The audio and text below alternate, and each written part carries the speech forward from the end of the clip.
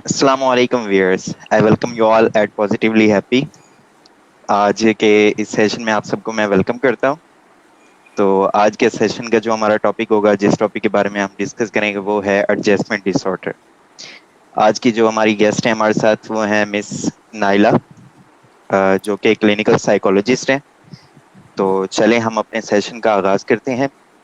अस्सलाम वालेकुम मैम, कैसी हैं आप? वालेकुम अस्सलाम। कैसे हैं आप? मैं ठीक हूँ। अल्हम्दुलिल्लाह मैम।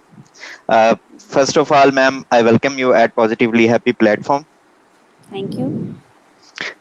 तो मैम, जैसे कि आज का हमारा टॉपिक है एडजस्टमेंट डिसऑर्डर, तो जी इसके जी। बारे में हमारे व्यूअर्स को कुछ बताइए। हम्म। अच्छा, thank you so much mister उबाब for giving me opportunity in this जी प्लेटफॉर्म। एक्चुअली मिस जैनब ने जो हमें ये प्लेटफॉर्म प्रोवाइड किया है और जी उसके थ्रू बिल्कुल। हम एक अवेयरनेस सेशन क्रिएट करना चाहते हैं ताकि लोगों को इसके बारे में पता। तो डिफरेंट ऑलरेडी काफ़ी हो चुके हैं। So I am an Aila Aziz, I am a clinical psychologist, I am practicing at coaching mind right now. And recently I have completed my MS in clinical psychology. और today good. My topic is adjustment disorder. तो हम इस पे शुरू करते हैं। जैसा कि नाम से ही जाहिर है कि एडजस्टमेंट डिसऑर्डर जो है वो एक ट्रॉमेटिक स्ट्रेस रिलेटेड डिसऑर्डर में कैटेगराइज किया गया है DSM-5 में। तो ये एक शॉर्ट टर्म कंडीशन है बेसिकली, जिसमें कोई स्ट्रेस इवेंट जो है वो हमें ट्रिगर करता है और उसके नतीजे में हमारे इमोशनल और बिहेवियरल जो है वो चेंजेस आना शुरू हो जाती हैं। अगर हम इसको अकॉर्डिंग टू DSM-5 क्राइटेरिया के अकॉर्डिंग हम इस पे बात करें तो DSM-5 जो है वो हमें ये कहता है कि having emotional and behavioural changes, right, with in 3 months of a symptoms, specified symptoms के कोई भी सिम्टम्स जो स्ट्रेस रिलेटेड सिम्टम्स हो और उसके विद इन 3 months जो भी हमें इमोशनल और बिहेवियरल चेंजेस हमारे लाइफ में आते हैं उसको हम एडजस्टमेंट डिसऑर्डर में कैटेगराइज करते हैं। अच्छा, यहाँ पे मैं एक बात अपने व्यूअर्स को भी और अपने सुनने वालों को ये बताना चाहूँगी कि एडजस्टमेंट डिसऑर्डर जो है वो थोड़ा सा डिफरेंट है बाकी डिसऑर्डर से। जैसे कि इसके अंदर स्ट्रेस रिलेटेड डिसऑर्डर हैं और इसके अंदर ट्रॉमेटिक स्ट्रेस रिलेटेड डिसऑर्डर है, PTSD है, जो पोस्ट ट्रॉमेटिक स्ट्रेस डिसऑर्डर है। इसको कैटेगराइज हम कर सकते हैं इसकी ड्यूरेशन से कि कौन से इमोशनल एंड बिहेवियरल चेंजेस आते हैं और वो कितने मंथ या कितनी ड्यूरेशन के अंदर अंदर ये ट्रिगर हो सकता है।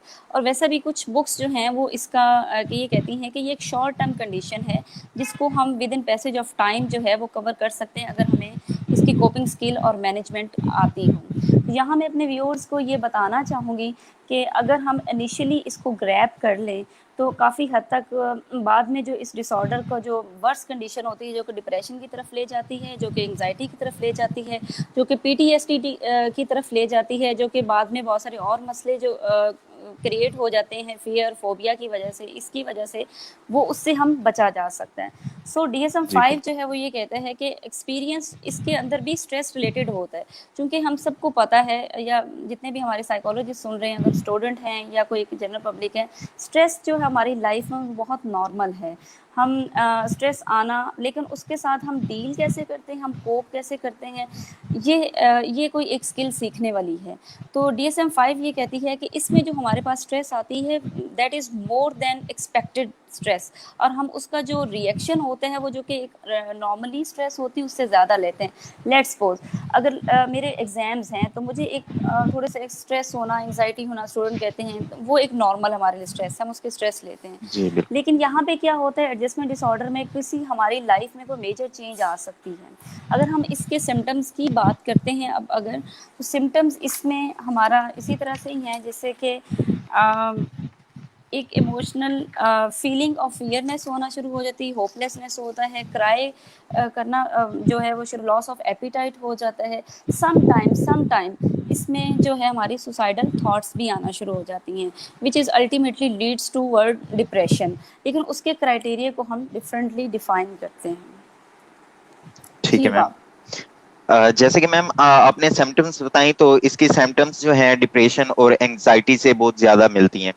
तो हम हम्म। कैसे डिफरेंशिएट करेंगे कि ये डिप्रेशन है, एंजाइटी है, या एडजस्टमेंट डिसऑर्डर है? अच्छा, बा बहुत अच्छा क्वेश्चन है, चूँकि ज़ाहिर है अभी सुनने वाले बहुत सारे रिलेट कर रहे होंगे। मैंने जैसे इसके सिम्पटम्स बताना शुरू किए हैं, कुछ सिम्पटम्स हमारे इमोशनल होते हैं, कुछ बिहेवियरल्स होते हैं। इमोशनल ये हैं कि जैसे हमारी फीलिंग ऑफ सैडनेस आ गई, लॉनलीनेस हमें फ़ील होना शुरू हो जाएगा, ठीक है? क्राई करना शुरू कुछ जो है लोग करना शुरू हो जाएँगे, और बिहेवियरल चेंजेज़ इस तरह से आने कि हमारा जो फंक्शनल है लाइफ़ एक्टिविटीज़ वो डिस्टर्ब हो जाएँगी। अच्छा, अब हम आपने पूछा कि इसको ठीक है। कैसे डिफरेंशिएट करते हैं। तो हमें डिफरेंशिएट करने के लिए इसके ड्यूरेशन को देखना पड़ेगा। अब यहाँ पे अगर हम DSM-5 के अकॉर्डिंग देखें तो वो ये कहते हैं कि with in 3 months of that specific trigger और दैट स्पेसिफिक स्ट्रेसर, जो हमारा एडजस्टमेंट डिसऑर्डर जो है उसको हम डिफाइन कर लेते हैं। जबकि जो डिप्रेशन है उसका क्राइटेरिया जो है वो मोर देन 6 मंथ है, 6 मंथ के अंदर अंदर। और उसमें ये है कि यहाँ पे अगर हमारा स्ट्रेस रिलीफ हो जाता है तो हमारा एडजस्टमेंट डिसऑर्डर जो है वो भी ख़त्म हो जाता है। So this is a short term. और इन 2013 कुछ रिसर्चेस जो हैं और जो मेडिकल डायग्नोस्टिक और मेंटल हेल्थ डायग्नोस्टिक हैं, उन्होंने इसका नाम चेंज करके स्ट्रेस रिलेटेड सिंड्रोम भी रख दिया। सो ये कोई इतना, मैंने बार बार इस बात पे फोकस करना चाह रही हूँ कि ये शॉर्ट टर्म डिसऑर्डर है, लॉन्ग टर्म डिसऑर्डर नहीं है। With the passage of time अगर इसमें दो कंडीशन है।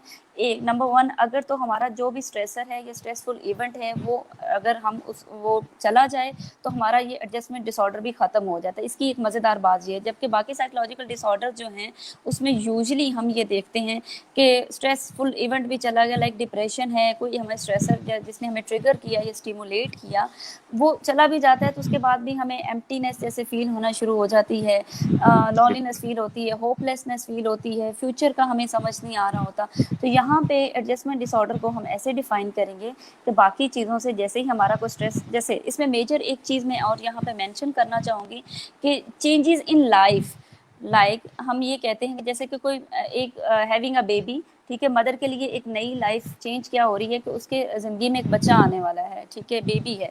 तो वो उसको अब कोप नहीं कर पा रही उस स्ट्रेस को कि मैं पता नहीं किस तरह से करूँगी। इसी तरह से एक जगह से दूसरी जगह शिफ्ट होना, जैसे कुछ बच्चे अपने बोर्डिंग में जाना शुरू होते हैं तो वो जो एक 3 to 4 मंथ का पीरियड होता है बड़ा स्ट्रेसफुल होता है। जैसे उनकी वहाँ पे फ्रेंडशिप हो गई या अपने टीचर्स के साथ बहुत अच्छी जो है वो एक रैपो डेवलप हो गई, तो साथ ही वो ख़त्म हो जाता है।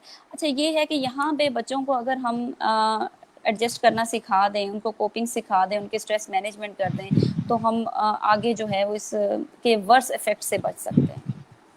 जी मैम। ये बात। मैम, इसके कॉजेज के बारे में और इसके रिस्क फैक्टर्स के बारे में कुछ बताइएगा हमें। जी, अच्छा, इसके रिस्क फैक्टर की तरफ अगर हम जाएँ तो ये उन लोगों के अंदर ज़्यादा होता है जिनके अंदर मैनेजमेंट स्किल्स नहीं है, जिन्होंने लर्न बिहेवियर नहीं किया। अच्छा, मेजरली हम अगर देखें तो इसके जो रिस्क फैक्टर हैं वो ऐसे हैं कि जैसे कोई रिलेशनशिप इश्यू आ गए, कोई ब्रेकअप का इश्यू आ जी। जाता है, मैरिटल इश्यू आ गया, changes in situation life event like having a baby, जैसे कि मैंने पहले ज़िक्र किया, ठीक है। उसके अलावा कोई जॉब का छूट जाना, या अच्छा, जॉब का छूट जाना, कुछ लोग ऐसे होते हैं कि जॉब चली गई या अनएम्प्लॉयमेंट आ गई है, 3 to 4 मंथ या 6 मंथ्स यूजुअली वो इस सैडनेस के साथ रहते हैं कि हमारी जॉब होती तो हम शायद आज बेहतर कंडीशन में होते, तो फिर तब ये वर्स कर जाता है। उसके अलावा हमारी वर्क प्लेस पे कोई प्रॉब्लम आ जाते हैं, हमें वहाँ पे काम करना ठीक ना, हमारे बॉस के साथ डेली कोई इशू आ रहा है, तो ये हमें ये सोचने पे मजबूर करता है कि हमें ये लर्न करने की ज़रूरत है कि हमने वर्क प्लेस पे और बाकी जगहों पे इसको मैनेज कैसे करना है।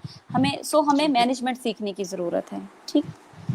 जी मैम। जैसा कि मैम ने आपने बच्चों का जिक्र किया कि मतलब वो बोर्डिंग में जाते हैं तो उन्हें प्रॉब्लम होती है, तो हम्म मैं हम्म इधर एक क्वेश्चन ऐड करना चाहूंगा कि क्या हम्म। ये एडजस्टमेंट प्रॉब्लम बच्चों में भी हो सकता है? अच्छा, बहुत सारी बुक्स और रिसर्चेज और DSM-5 के इवन क्राइटेरिया जो हमने पढ़े हैं उसमें ये लिखा हुआ है कि इसमें रेस, जेंडर, एज, कल्चर का कोई इशू नहीं है। ऐसा नहीं है कि फ़लाँ कल्चर में जो एडजस्टमेंट डिसऑर्डर नहीं हो सकता, एशियन में हो सकता है तो यूरोपियन में नहीं हो सकता या US में नहीं हो सकता। तो उन्होंने बहुत क्लियरली ये मेंशन किया हुआ है कि एज, रेस, जेंडर और कल्चरल बैकग्राउंड सब पे इफ़ेक्ट कर सकता है।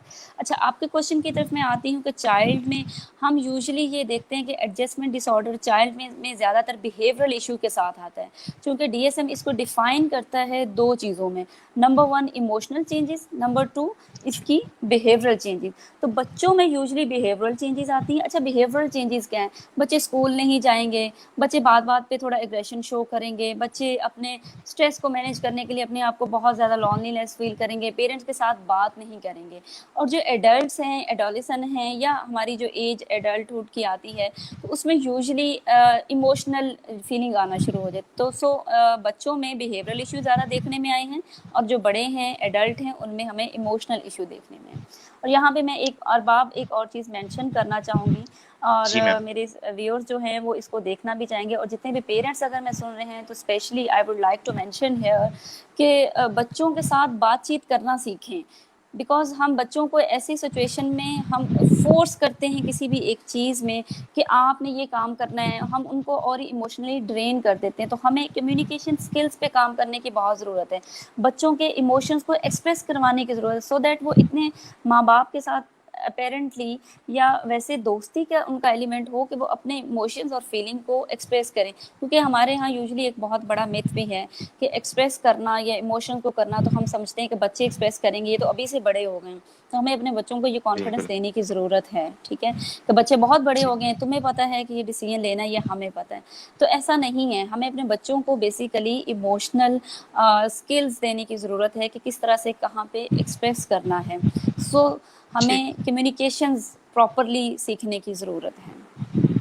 जी मैम। तो मैम इसके ट्रीटमेंट ऑप्शंस क्या है हमारे पास, कि किस तरह से इसको ट्रीट किया जा सकता है? अच्छा, चूँकि मैंने ये पहले भी एक दफ़ा ज़िक्र किया है अभी थोड़ी देर पहले कि एडजस्टमेंट डिसऑर्डर चूँकि शॉर्ट टर्म है, तो बहुत सारे लोग जैसे स्ट्रेस रिलीफ़ होता है, पहले तो बात है कि लोग गौर नहीं करते। तब पता जी चलता है बिल्कुल। जैसे कि बहुत सारे जैसे मेडिकली अगर हम फिज़िकली कोई इलनेस देखें, फ़ीवर हुआ है तो उसको ट्रीट लोग करते रहते हैं, बाद में पता चलता है वो अंडरलाइंग कोई ना कोई इन्फेक्शन हो गया है, ठीक है? और बाद में हम उसकी ट्रीटमेंट की तरफ जाते हैं। सिमिलरली अगर हम इन चीज़ों को इनिशियली ही ग्रैब कर लें, तो हम वर्स्ट कंडीशन से बहुत बच सकते हैं। चूँकि ये शॉर्ट बिल्कुल। टर्म है, कुछ लोगों को तो वैसे ही ठीक हो जाता है, जैसे उनका स्ट्रेस रिलीफ हुआ, लाइक एक जगह से दूसरी जगह मूव करना, एडजस्टमेंट होगी तो ठीक हो गया। लेकिन इसके अगर ट्रीटमेंट की तरफ आएँ तो 2 मेजर ट्रीटमेंट हैं, एक कोपिंग मैनेजमेंट जो कि साइकोलॉजिस्ट यूजुअली अपने क्लिनिक पे इसको करवाती हैं, किस तरह से कोप करना है, और स्ट्रेस मैनेजमेंट पे।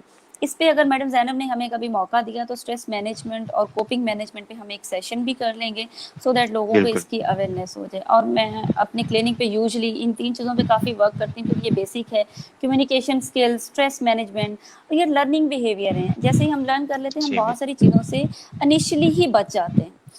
इसकी ट्रीटमेंट ऑप्शन तो मेडिकल भी हो सकती है। मेडिकली इसलिए हो सकती है क्योंकि DSM-5 और बाकी सारी बुक्स इसको कैटेगराइज करती हैं इसके टाइप्स में, adjustment disorder with depression, adjustment disorder with anxiety, and adjustment disorder with specific conduct disorder. तो ये मैं अपने व्यूअर्स को बताना चाहूँगी कि ये तीनों इनके साथ भी हो सकते हैं।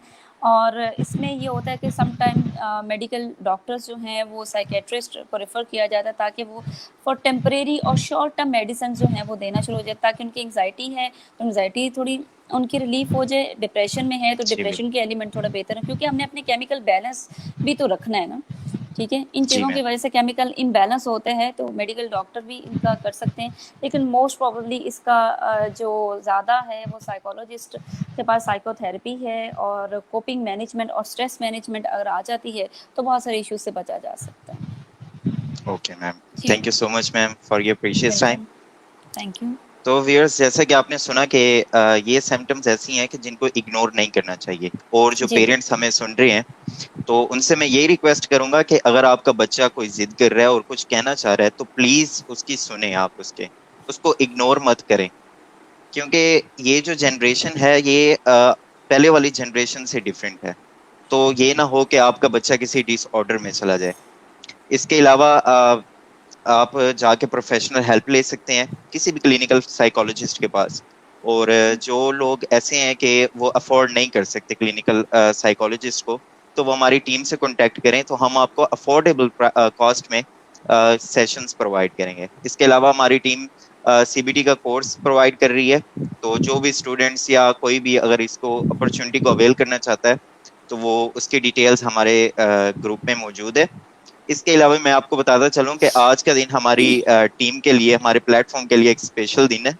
हमारे इस प्लेटफॉर्म के जो सीईओ है miss Zainab Javed, she is appointed as a consultant clinical psychologist at health health health. तो हम उन्हें बहुत पब्लिक ज्यादा हेल्थ में। मुबारकबाद पेश करते हैं, और हम दुआ करते हैं कि वो और ज्यादा तरक्की हासिल करें और उनका ये प्लेटफॉर्म बहुत ज्यादा तरक्की हासिल करे। इसी के साथ ही हम अपने सेशन का इख्तिताम करते हैं। तो हमें अपनी दुआओं में याद रखिएगा। Be positive, be happy. Thank you so much. अल्लाह थैंक हाफिज। यू। अल्लाह हाफिज अल्लाह मैम। हाफ़िज़। अल्लाह